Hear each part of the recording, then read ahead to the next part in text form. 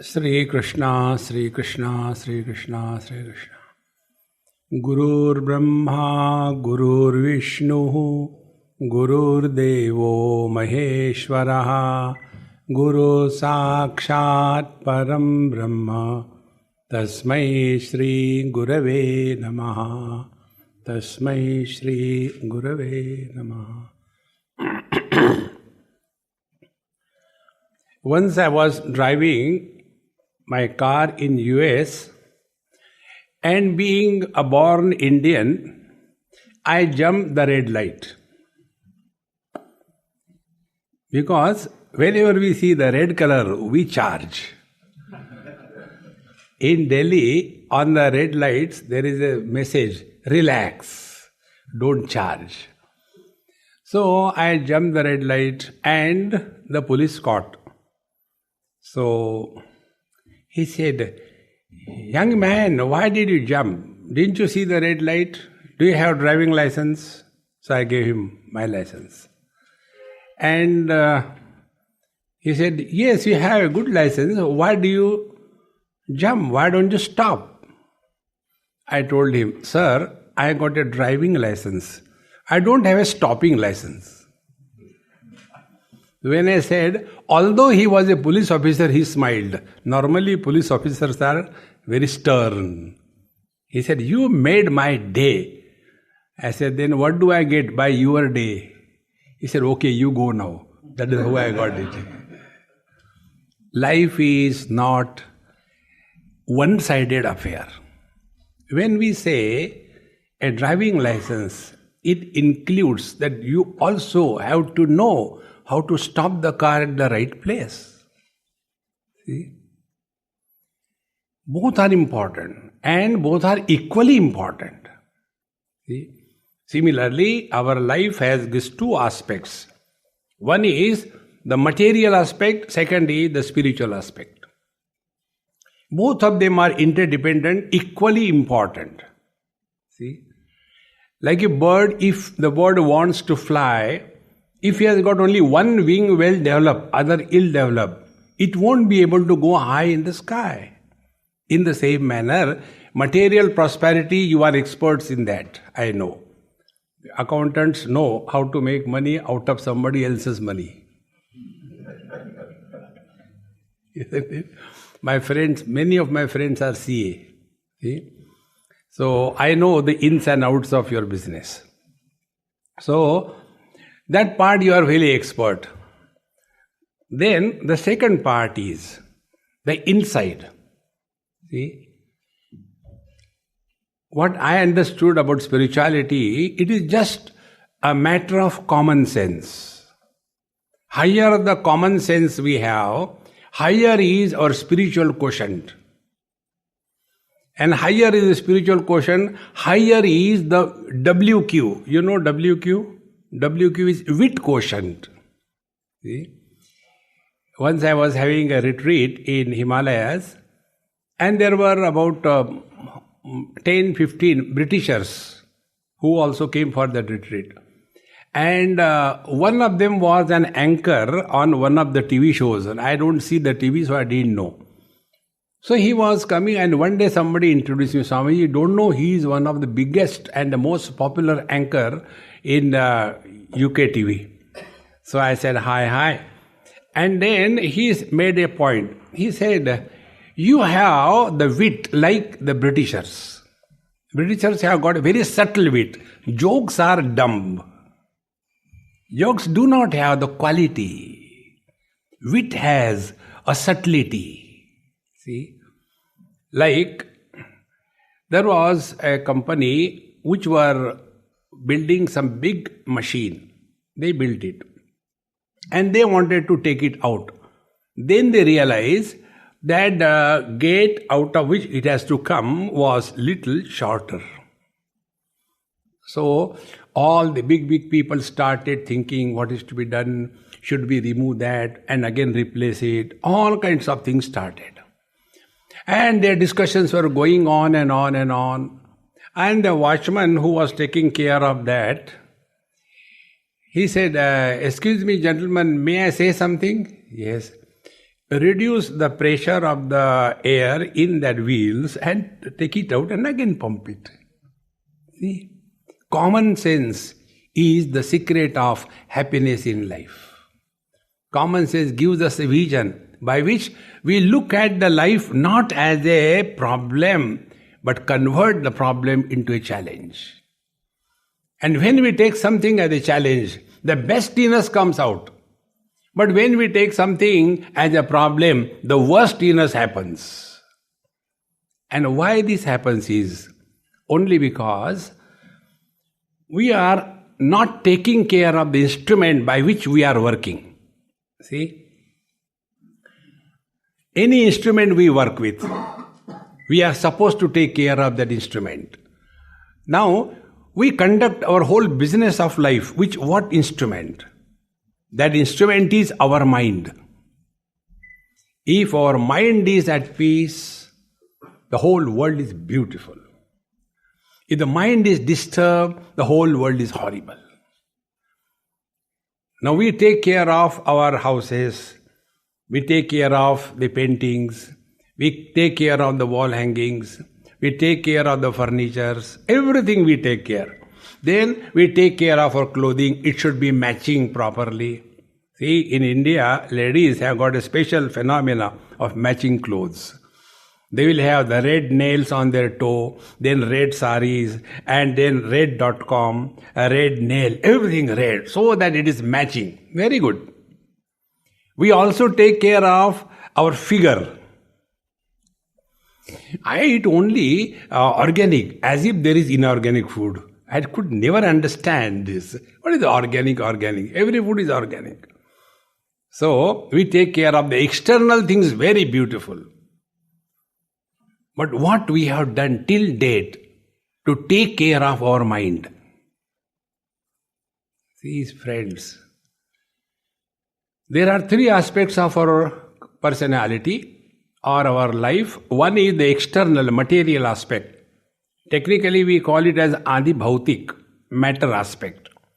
Second is the experiences that we go through, that we call it Adi Daivik. These experiences happen on the mind.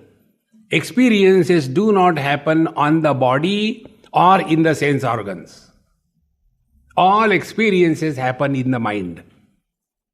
And the third thing is, to whom the experiences are happening. The third factor is the I factor.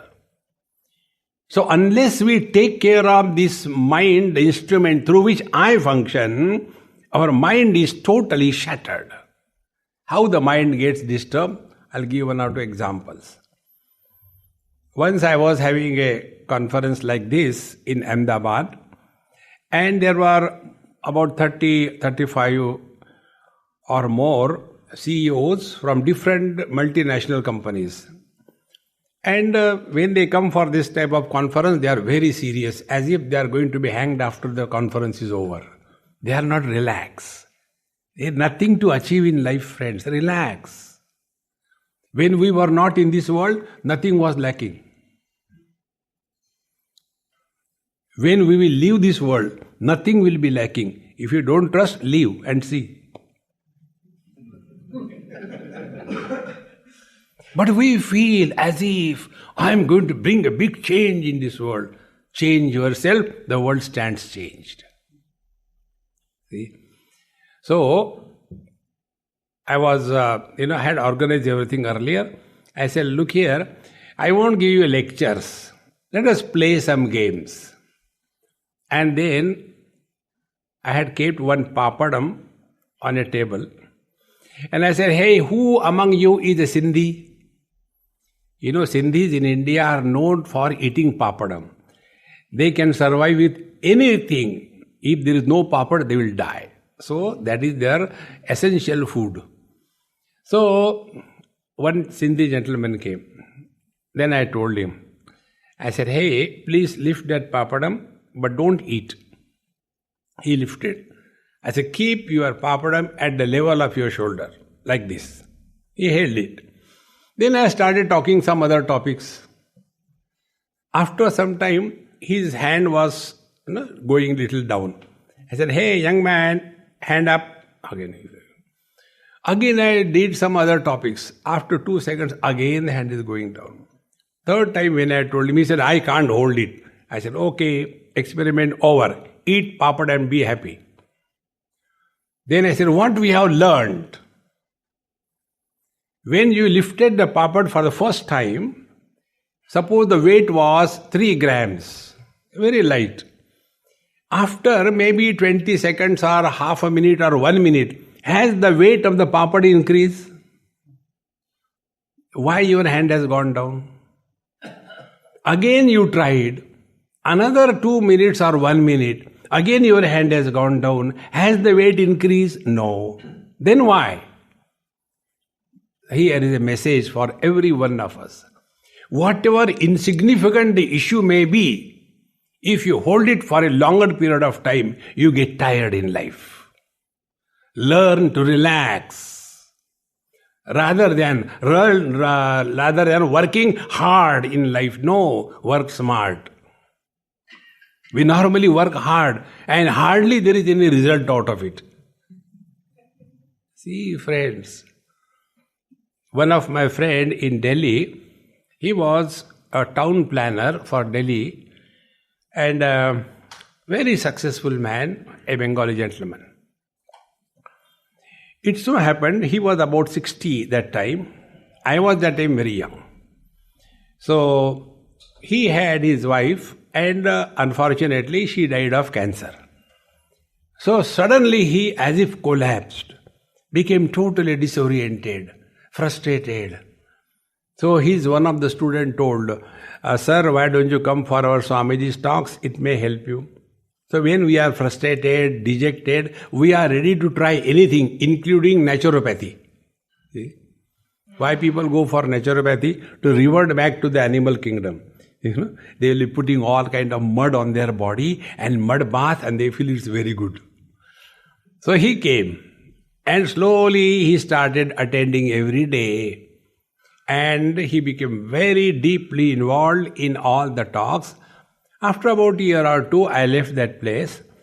Again, after 6 months, I met him. He said, Swamiji, I was missing you. I said, forget about that. You tell me, last 2 years, what you have practiced of what you have learned from me. He said, I'll tell you that. I have learned something great. Please tell. He told his story. He said, we used to have meetings about finalization of the projects. So I'll be sitting because I was the chief, and all the other heads will be sitting around and plan or the complete map will be kept. Normally what used to happen? I used to dictate, do this, do this, do this, do this. If anybody objects, I used to bang him left and right. And finally what I want should be done. That was my approach. He said, then, now I have taken your approach. Oh, I said, please tell me, I also don't know what is my approach. He said, your approach is, every issue can be thought of n number of different ways. There is not only one way to think about. Then, he said, what I did, we sat, as usual the people expected I will dictate, but that day I told, today you put your thoughts on this issue. I was simply sitting quiet. Now and then the thought was coming, I should say something, but I was remembering you. No, keep quiet, keep quiet.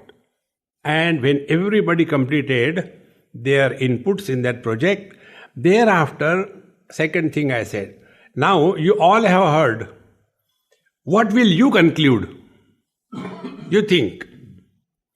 And I went out just to give them little space. And after about 20 minutes I came back. I said, hey guys, have you decided something? They said, yes sir.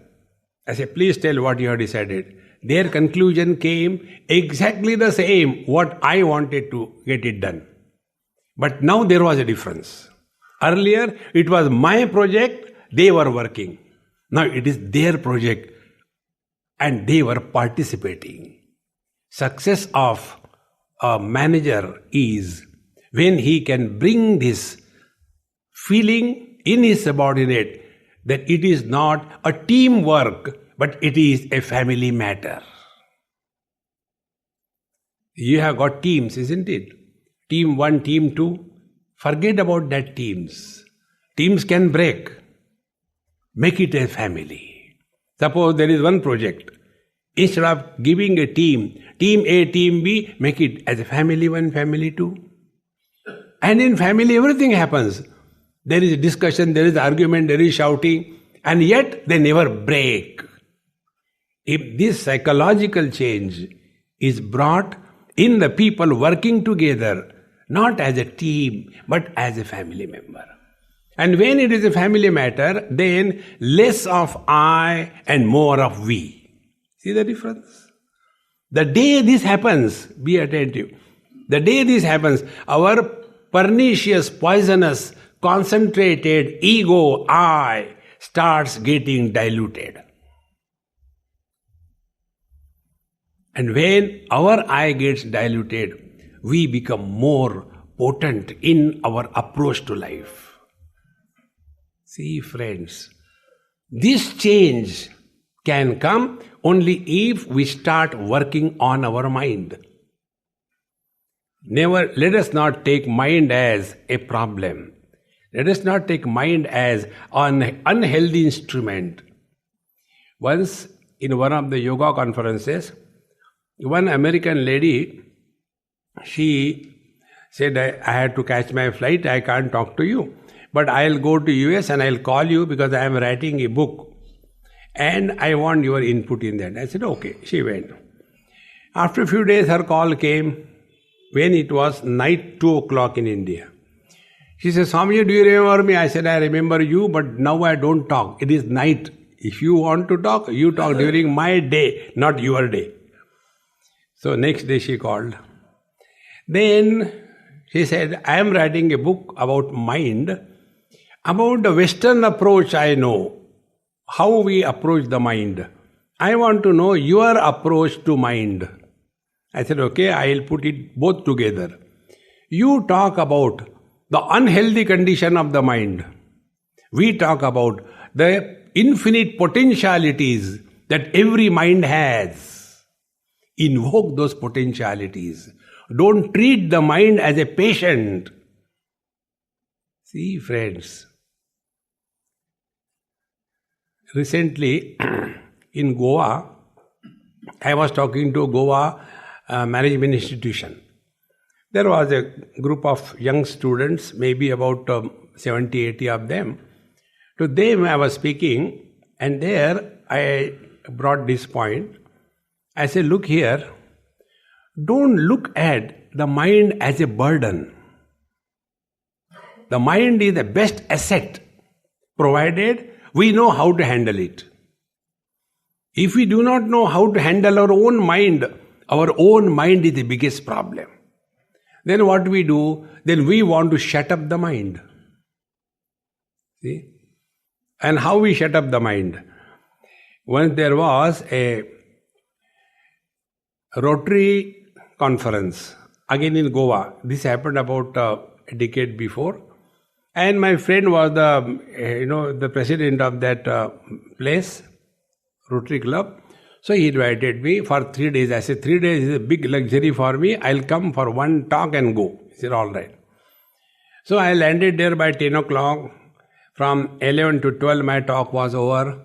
Then 12:30 I had to again come back and take a flight to Bombay. So after my talk was over, question answers, normally this is a tradition, question answers. So one person got up and he started talking. He was highly drunk. And his question was, last night we had a lot of spirituality, but it was a liquid spirituality.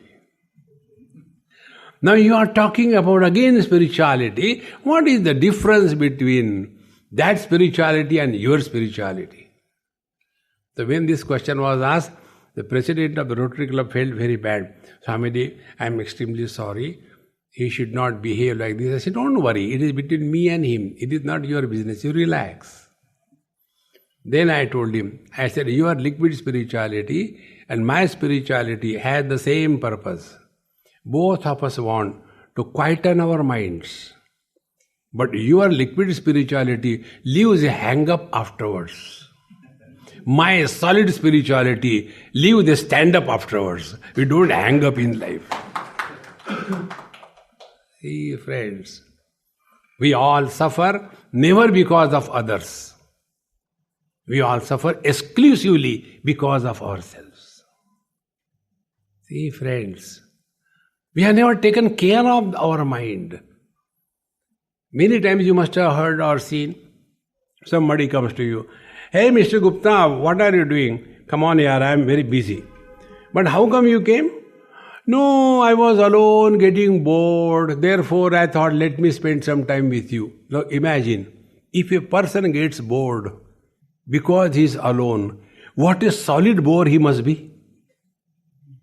Imagine. One patient went to the doctor and he told the doctor, "Sir, I snore so loudly at night that because of my own snoring, my sleep gets disturbed. What should I do?" Can you imagine? So the doctor said, "Go and sleep in the other room." Think. We are all disturbed, not because of others. We are all disturbed because we have never taken care of our mind. See, friends, problems are nothing but our inability to deal with the situation. Problems are not outside. They are directly proportionate to our abilities. Like, time management, many people in one platform I was talking on time management. Normally time management, what we mean, the same dumb exercise. I get up in the morning at 5 o'clock, 5 to 5:15 morning ABCD, 5:15 to 6 o'clock exercise yoga, then I do meditation, then I do work. This is a KG1, KG2 time management. That is not a time management. See? One day, there was one girl sitting right in the front and my lectures were going on. After the lectures were over, I called her and said, "Hey, come here." And I asked her, I said, "You are a very good shorthand writer." Said, "How do you know you are seeing me for the first time that I am a shorthand writer?" I said, "Don't worry about it." "You are?" "Yes." I said, "Your job must be very good, is it not? You don't have to think. Whatever the boss tells, take the letter, type it over, relax, is it not?" "No, Swamiji, we also have got problem." I said, "What problem can you have? Those who have to think and take decisions, they have problem. You have to simply write down. A typewriter cannot have a problem." He said, "No." I said, "Tell me what is your problem." She told. "See, my boss, when any letter has to be taken, action taken, so he'll press the bell. So with that bell, I go inside his room with my pad and everything. Afterwards, he will say, this letter, this reference and all that, dear sir, and all that, we are extremely thankful for your valued orders, and we see that the order is executed as per your plan, and things should go perfectly well. We have no doubt about it. We have earlier also done the same way. Thanking you." And then I come to my room. By the time I even sit on my chair, again the bell rings. Again I go back. First draft, cancel it. See, take a second one. And then, these days there is a lot of power cut and there is a lot of labor unrest. Therefore, we will be able to provide your things, but according to our schedule and not according to your schedule. However, you can deposit 100% advance and suffer silently. Second action on the same issue. Then I go, then those days typewriters, no laptop. I go put the paper in the typewriter and start tuck, again the bell rings. Again I go back to the same fellow. And he says, cancel that. Anyway, tomorrow I am going on leave. Let somebody take decision. Where do I take? Now see, one job repeated 3 times. And we complain, I am short of time. Time management is never do any job twice.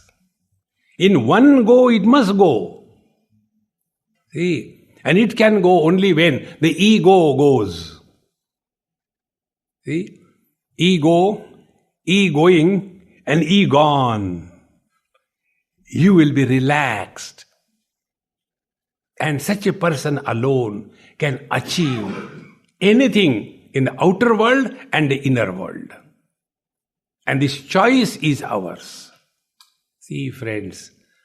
Otherwise, every small little thing, some of us are expert worrying type, And the worries are manifested in our life as a complaint.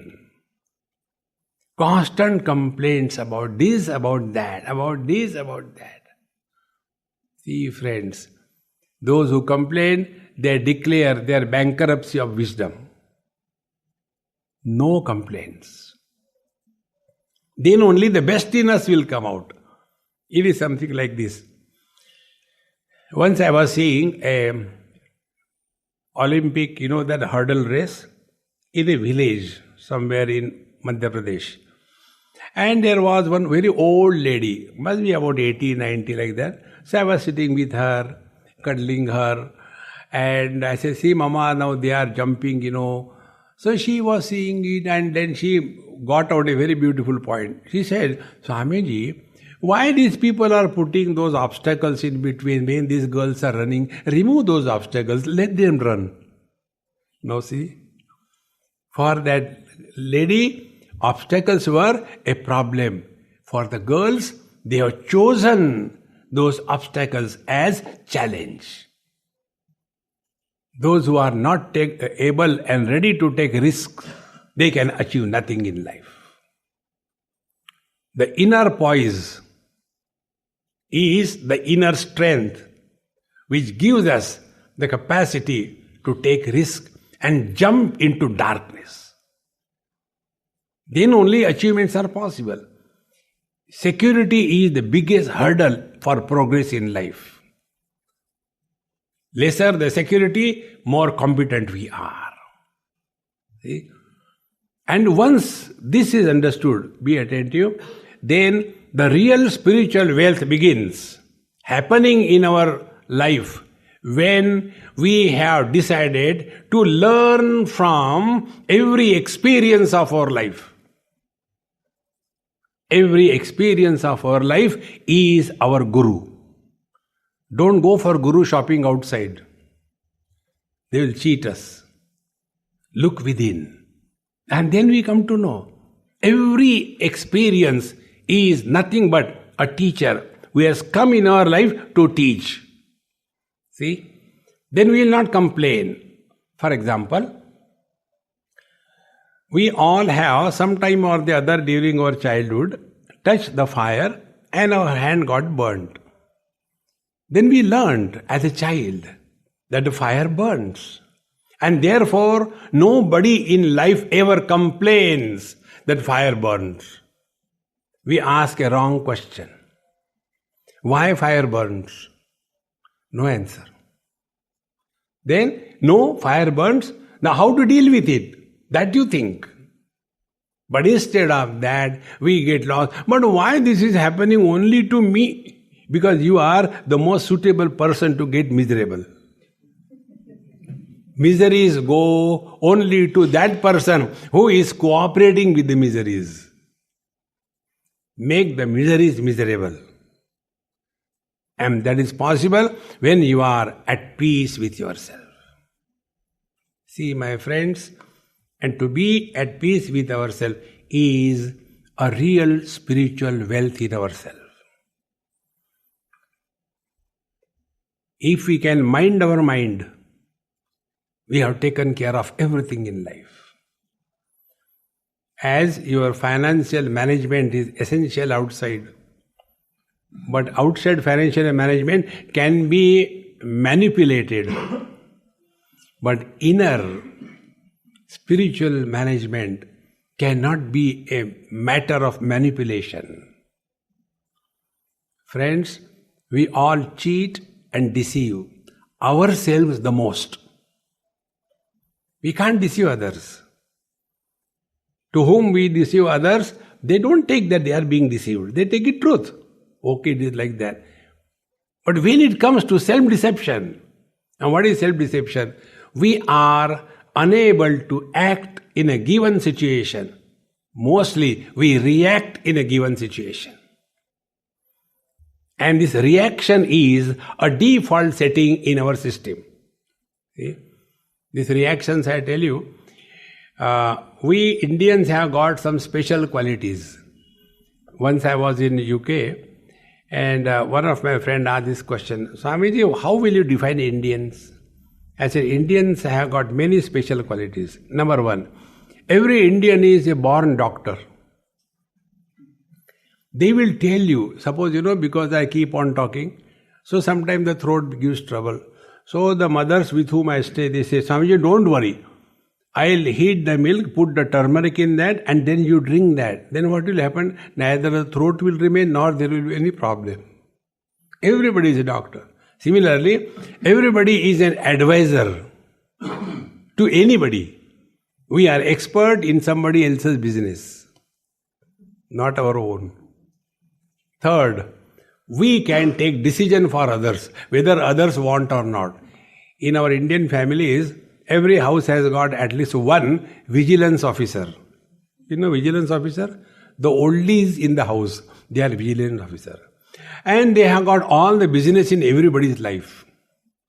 So when the youngsters come and go, and they are sitting or talking, these oldies are constantly watching, and then they decide, they tell their daughter-in-law, I think our son is having some affair somewhere.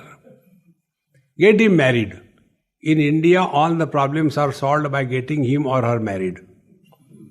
Thereafter, there are no problems for the parents. Now they suffer mutually, and the parents are happy. These are the default settings. Instead of living with the default settings, let us not have this habit of reacting to a given situation. Then we start really working on the mind. Now the last and the most important point, we'll do that also right now here. When we start working on our mind, then we have started investing in the spiritual wealth of our life. Now, what is working on our mind? First of all, let us understand this. We are working by our body and we work on our body, is it not? When you are come over here, you are working by your body because this is going to fetch you wealth, material wealth. See, you are not doing anything free here, you are paid for that. So you are working by the body. Second thing, then you go to gym, you go for exercise. So are we going to gym or exercise for earning money? No. First, the modern people spend a lot of money in putting on the weight. Then they spend double the money to reduce the weight. See? Modernity. See, this is the material management, material wealth.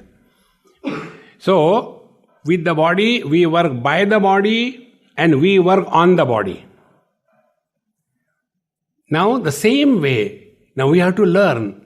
We are working by the mind, and working by the mind is the default situations. See, many a times we talk among the groups and afterwards we regret. I shouldn't have said. Why this happens? Next time when you are in any group, observe this small little thing. Suppose we have 5, 6 are there and one person tells, see, I was coming, there was one bicycle fellow came and he hit a small child on the road, The child fell down badly. The story is over. Do you think others will keep quiet? He will tell his story. Nothing. I saw a motorcycle coming and dashed a bicycle and the bicycle fellow fell down. Second story. The third one will come with a competition. Nothing. I saw a car came and dashed the motorcycle and the motorcycle fellow fell down. The fourth one. Nothing. I saw a truck came and hit the motor car and the car got damaged. Competition. Is it necessary? think, many times it happens. And afterwards we regret. Therefore, when we start working on the mind as a spiritual wealth, before we talk to anybody in any group, particularly when we are just gathering a leisure time, socializing, that time, before we talk to anybody on any topic, ask a question to yourself. Is it necessary to talk? I guarantee you, in 99% cases, we will keep cool, we'll keep quiet. The amount of energy spent for working for 8 hours physically is equal to the amount of energy consumption talking sense or nonsense for 1 hour. The amount of energy spent for talking 8 hours is equal to amount of energy consumption for 1 hour of intense thinking or nonsense thinking. Physical work requires less energy. Speech requires more energy. Thinking requires much more energy. Like the kerosene, the petrol, diesel and the aviation fuel. Qualitative difference. See friends, we spend maximum energy in our life in this unwanted chatter, constantly talking. See? And again, speciality of Indians. Indians have to write your complete horoscope. Like many people ask the same question. Swamiji, where are you from? When were you born? Why were you born? When are you going to die? There is no need. But we keep on unwanted questions. See, friends.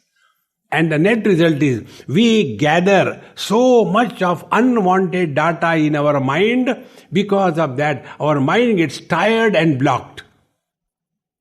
There is no space. Like these days, WhatsApp keep on coming. You don't delete those WhatsApps. And then when you want to really record something, you have no space. So first of all, learn to empty your mind, then only it can be filled with wisdom. See friends, so before we talk to somebody, ask a question to yourself. Is it necessary to talk?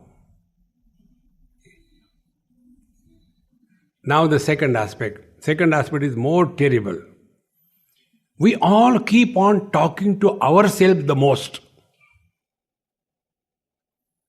Keep on, right from morning onwards. Be attentive. When we talk to others, we talk about our past. When we talk to ourselves, we talk about the future. Friends, we don't think, we talk. Try to think without talking.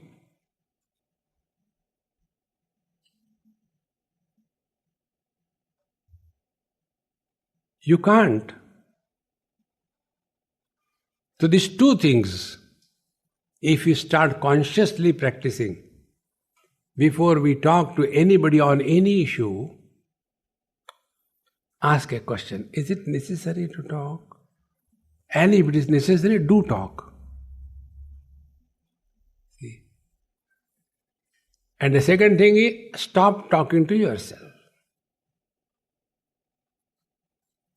Now we will do this experiment, talking to yourself for next 30 seconds.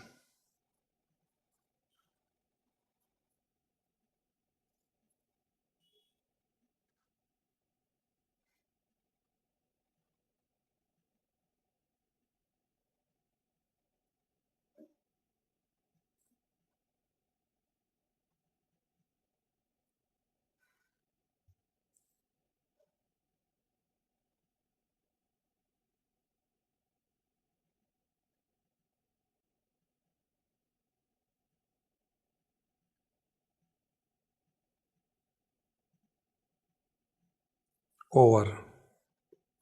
Now see, what did I say? Stop talking to yourself. Did I say don't talk among yourself? I didn't say. When you stop talking to yourself, you don't want to talk to others also. When we are no more able to hold ourselves, then we catch hold of somebody. See? And this can be done, practice anywhere. You don't require a yoga mattress. You don't require a particular posture. No. Start right from the morning. And don't give it a long sitting. No. Start with small little thing. Like a child. When a child learns walking, see how the process of walking happens. First of all, the child learns walking in the air. Only hands and legs are moved. Then he knows, okay, by walking in the air, I can't move. Then he turns slowly a little bit. And then he starts swimming on the bed. Then he becomes a reptile. Then he slowly comes on the knees. He doesn't go and ask anybody, Mummy, when you were small, how did you learn walking? Can you teach me? No. Discover your own techniques. Don't ask anybody. And then he learns, and once he learns the knack of walking, he can't stop. Friends, this is a knack how to work on the mind. This spiritual wealth will certainly, definitely give us ultimate balance in our life. And the balance will be material prosperity without compromising the spiritual integrity. See, then only life is fulfilled. If material prosperity is not supported by the spiritual backdrop or the strength, it leads to perversion. And this luxury of depression, dejection, suicides, killing, it is not among the average people. It is among those who are filthy rich. They have got only one side of their life taken care of. It is something like a person with one leg elephantitis, other leg polio. Can he run? Average, his legs are okay. But it is not right. In the same manner, our material prosperity is essential, but not at the cost of the spiritual strength. This balance between the two brings out fulfillment in our life. Friends, we all have done only one thing from day one. We try to fulfill our desires. Have we discovered fulfillment in our life? See, the fulfillment in our life comes when we break the barrier of individuality and merge in the totality.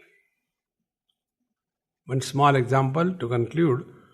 There was a child, and to that child I gave a chocolate because he did something very good. So he was very happy to see that chocolate. I said, hey, come on, eat. He said, no, I won't eat. He put it in his pocket. I said, give me back. He said, no, I won't give back. I said, eat or give me back. He said, I won't eat, I won't give back. I said, what will you do? He said, I'll give it to my sister. I said, what will you get when you give to your sister? Poor child, he could not understand how to answer. He looked here and there, and then he asked me a question. Swamiji, do you have a sister, small sister? I said, no. Then you will not understand. See? He conveyed the message. What he meant is, when I share and give to someone, that is more fulfilling than when I get and aggrandize around me. Friends, this balance between the material prosperity and spiritual prosperity is the dignity of human existence. And all of us can do it. You have done the job 50%. Materially you have achieved. This we can do at the cost of others. But when it comes to the spiritual prosperity, nobody can help us other than ourselves. Bhagavad Gita says, we are our friend, we are our enemy. If the mind is under our control, we are our friends. If the mind is controlling us, we are our enemies. Let us be friendly to ourselves and thus be friendly with the whole world. Om Purnamadaha Purnamidam Purnaat Purnamudachyate Purnasya Purnamadaya Purnamevavashishyate. Om Shanti Shanti Shanti Harihi Om. Sri Gurubhyo Namaha. Harihi Om.